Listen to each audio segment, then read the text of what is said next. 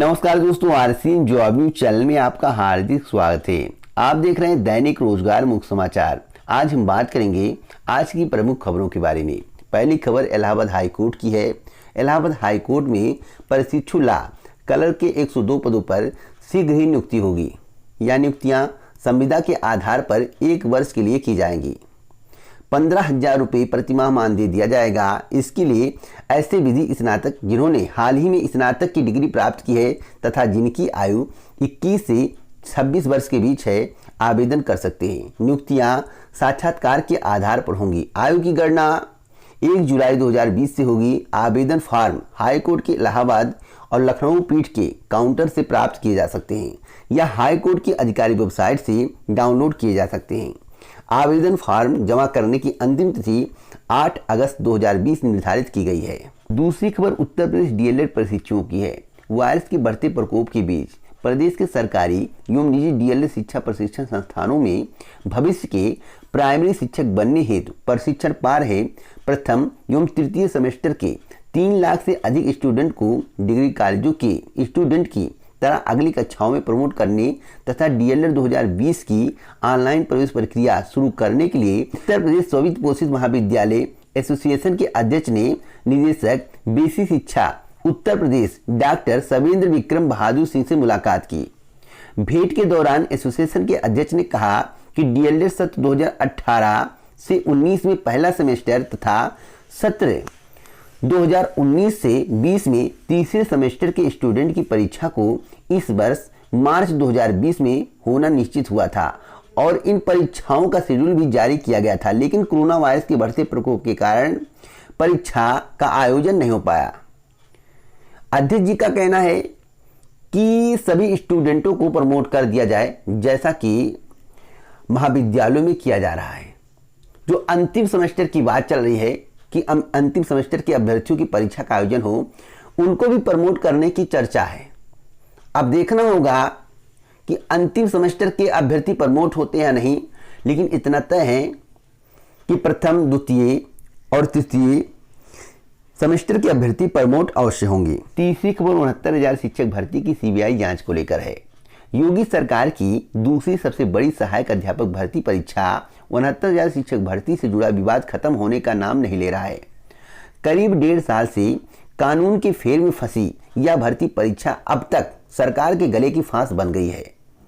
ताजा मामले में 69,000 सहायक शिक्षक भर्ती परीक्षा को रद्द कराने और मामले की जांच सीबीआई से करवाने के लिए याचिका इलाहाबाद हाईकोर्ट की लखनऊ खंडपीठ में दाखिल की गई है।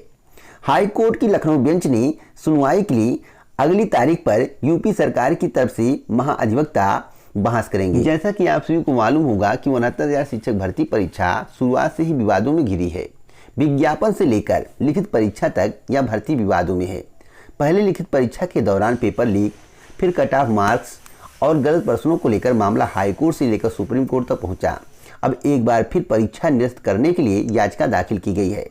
अधिवक्ता नूतन ठाकुर जी की अगुवाई में अजय कुमार ओझा तथा उदयभान चौधरी की ओर से इलाहाबाद हाई कोर्ट की लखनऊ बेंच में यह याचिका दायर की गई है, जिसकी याचिका संख्या 9853/2020 है।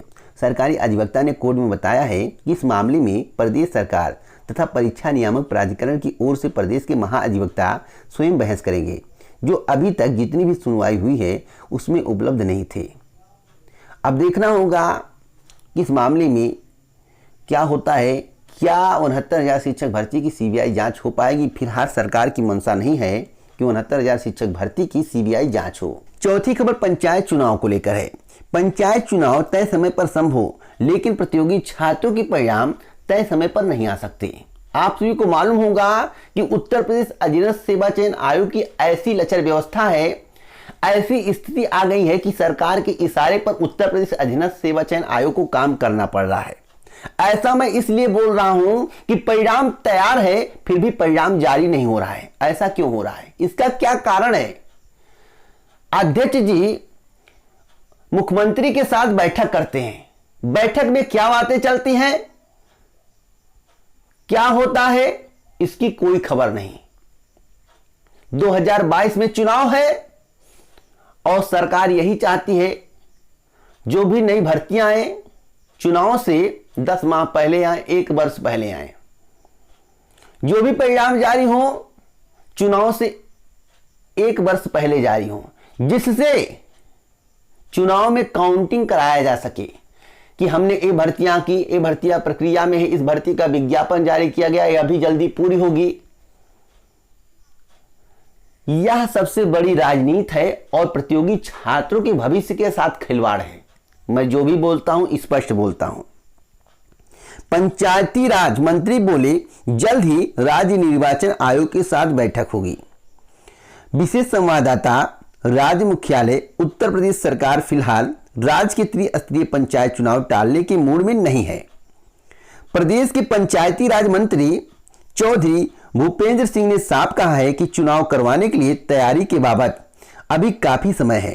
हिंदुस्तान से बातचीत में उन्होंने कहा कि वह जल्द ही पहले अपने विभाग के अधिकारियों के साथ बैठक करेंगे, उसके बाद राज्य निर्वाचन आयोग के साथ बैठक होगी। देखिए, इसे टालने के मूड में नहीं है, लेकिन परिणाम को आगे बढ़ाने के मूड में है। नई भर्ती का विज्ञापन न जारी करने के मूड में है। और नई भर्ती का विज्ञापन क्यों जारी करें जब सब काम ये टेंडर पर कर रहे हैं, ठेके पे सब काम हो जाएगा, तो क्यों आपको 25,000 30,000 रुपये सैलरी दे जब 10,000 15,000 में इनका काम हो रहा है। तो यह भविष्य के साथ खिलवाड़ हो रहा है।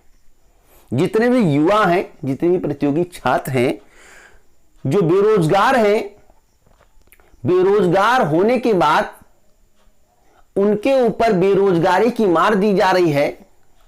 ऐसे प्रतियोगी छात्र क्या करें, कैसे अपना जीवन यापन करें, कितने वर्ष तक इलाहाबाद, दिल्ली, लखनऊ तैयारी करें। तो सरकार को इसके बारे में सोचना चाहिए, नहीं तो 2022 में यही अभ्यर्थी अपनी ताकत दिखा देंगे, यही प्रतियोगी छात्र अपनी ताकत दिखा देंगे, युवा अपनी ताकत दिखा देंगे। और जब युवा अपनी ताकत दिखाते हैं तो बड़े बड़ों की बोलती बंद हो जाती है। तो फिलहाल सरकार इसके बारे में जल्द से जल्द निर्णय ले, मैं सरकार से यही दरख्वास्त करता हूं। 5वीं खबर पॉलिटेक्निक परीक्षा को लेकर है। पॉलिटेक्निक से जुड़े 2.25 लाख छात्र इस बार प्रमोट किए जाएंगे, इसके संबंध में निर्णय ले लिया गया है। इसमें इंजीनियरिंग के दूसरे व तीसरे सेमेस्टर एवं फार्मेसी के प्रथम वर्ष के छात्र शामिल हैं। इनकी परीक्षाएं नहीं होंगी। कोरोना के चलते प्रौद्योगिकी शिक्षा परिषद ने यह फैसला लिया है। इंजीनियरिंग के अंतिम सेमेस्टर और फार्मेसी के दूसरे वर्ष के कुल 67,580 छात्रों की परीक्षाएं होंगी। इनकी परीक्षाएं सितंबर माह में प्रस्तावित हैं। देखिए, प्रस्तावित है, निश्चित नहीं है, आप इसको मानकर चलिए, क्योंकि कोरोना की स्थिति के मद्देनजर सितंबर माह में भी परीक्षा का आयोजन संभव नहीं है। जैसा कि आप सभी को मालूम होगा कि दिन प्रतिदिन कोरोना संक्रमित मरीजों की संख्या बढ़ रही है। पहले 10,000 12,000 केस आते थे, कुछ महीनों बाद 15 से 20,000 केस आने लगे। वर्तमान की जो स्थिति है कि 35 से 38,000 केस 24 घंटे में आ रहे हैं। और जो आंकड़ा है वह बढ़ता जा रहा है, कम होने का नाम नहीं ले रहा है।